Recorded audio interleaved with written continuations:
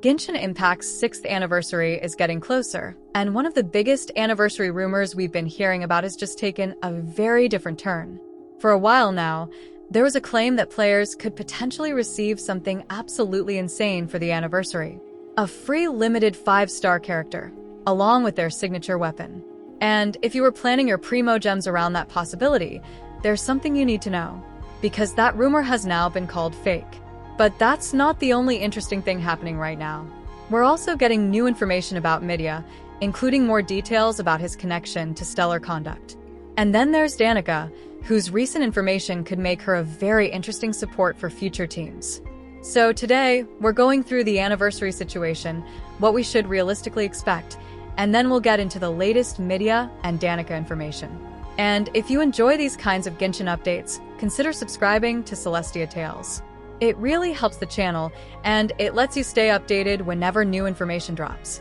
With that said, let's start with the anniversary rumor. For a while, there was a rumor going around that the 6th anniversary could give players an older limited 5-star character for free. And that alone would have been absolutely massive. But the rumor went even further. It claimed that players could potentially receive that character's signature weapon as well. Now, you can understand why this spread so quickly. A limited 5-star normally requires a huge amount of Primogems if you want to guarantee them. And if you also want their signature weapon, you're looking at an even bigger investment. So getting both for free would have been one of the biggest rewards we've ever seen in Genshin. And honestly, I think that's exactly why players were so excited about it. But there was always a reason to be skeptical.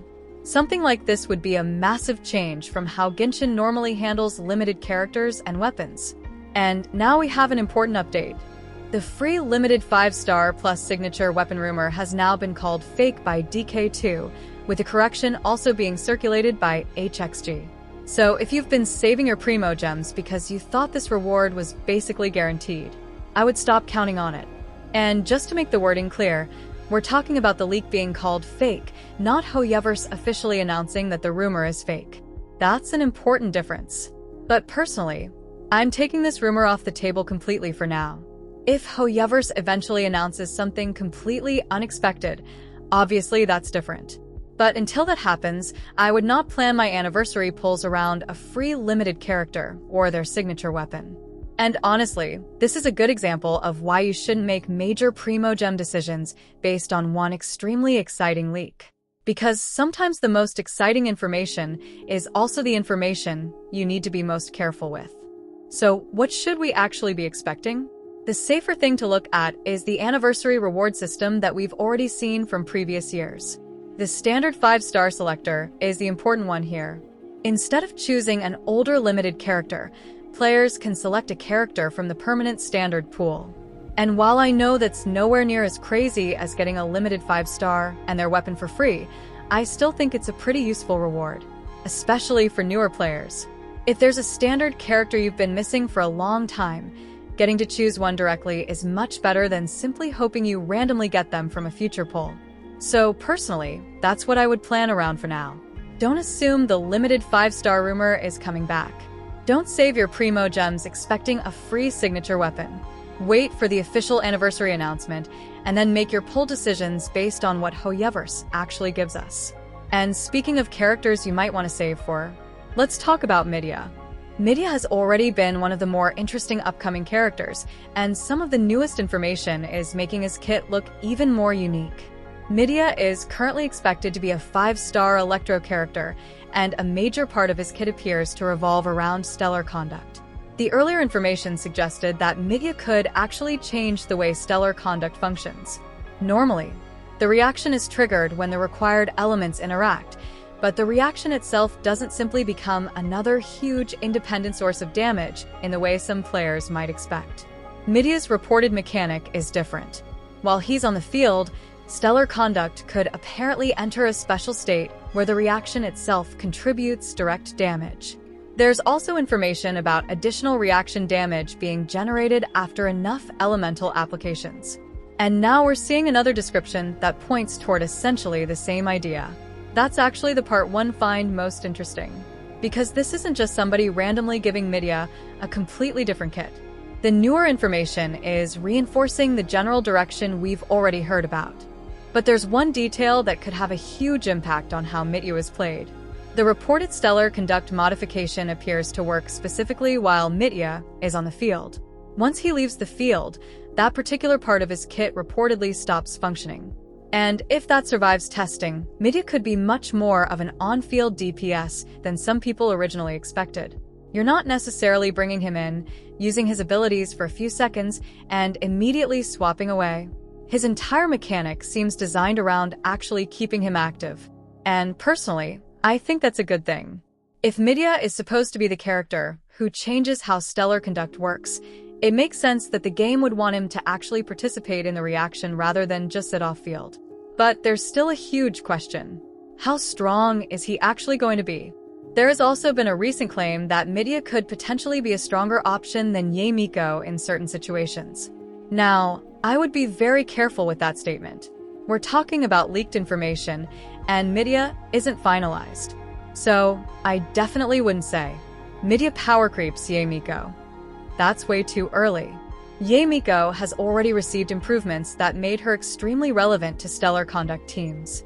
So for Mitya to genuinely replace her, we'd need much more than one early comparison. What interests me more is the possibility that they could serve different purposes.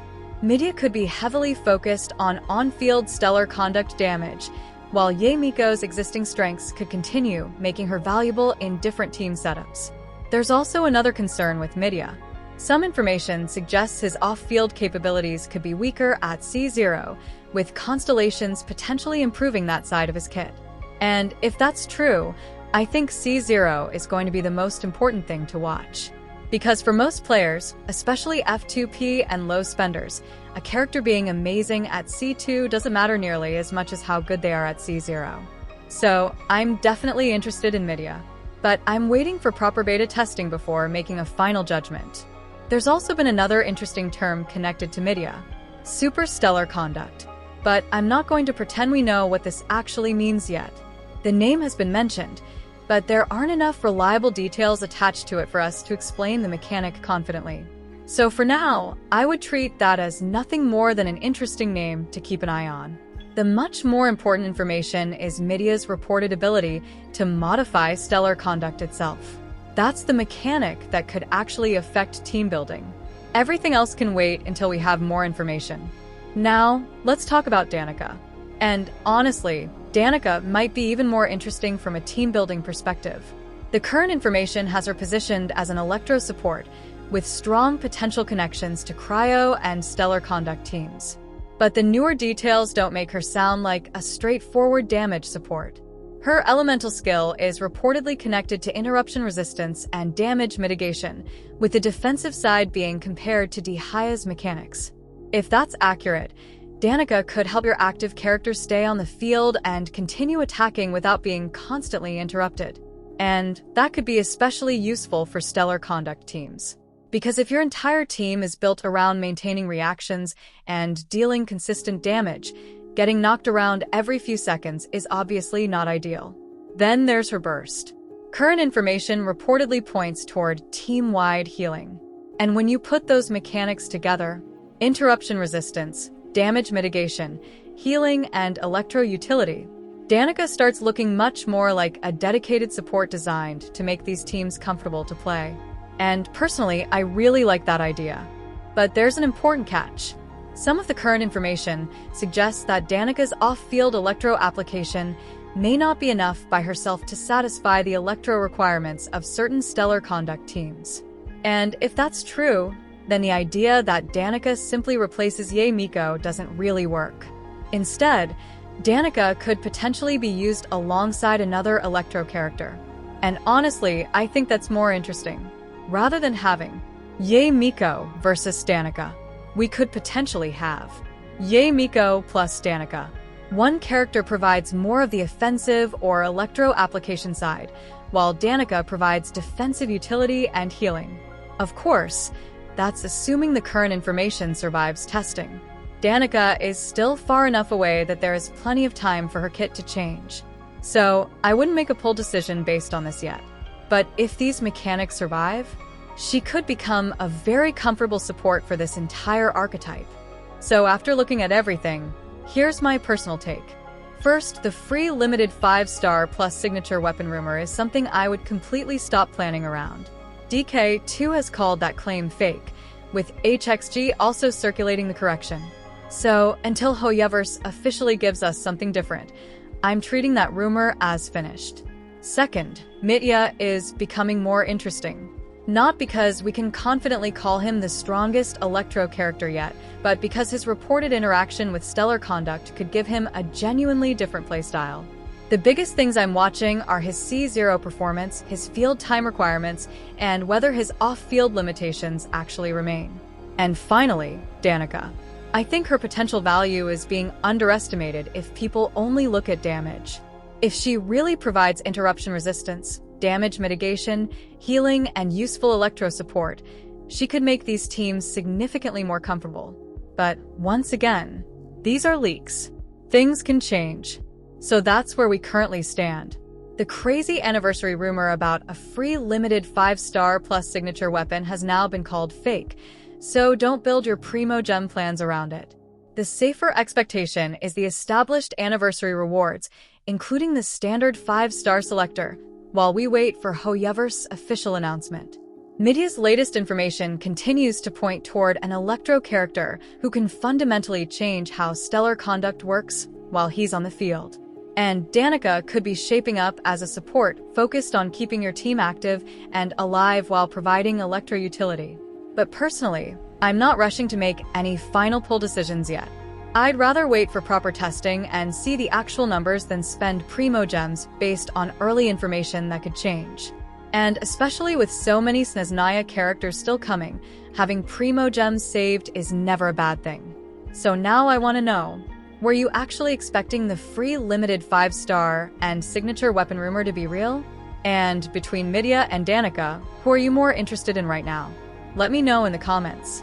And if you enjoy Genshin Impact updates, Snezhnaya news, character leaks, and Primogem planning, consider subscribing to Celestia Tales. I'll see you in the next one.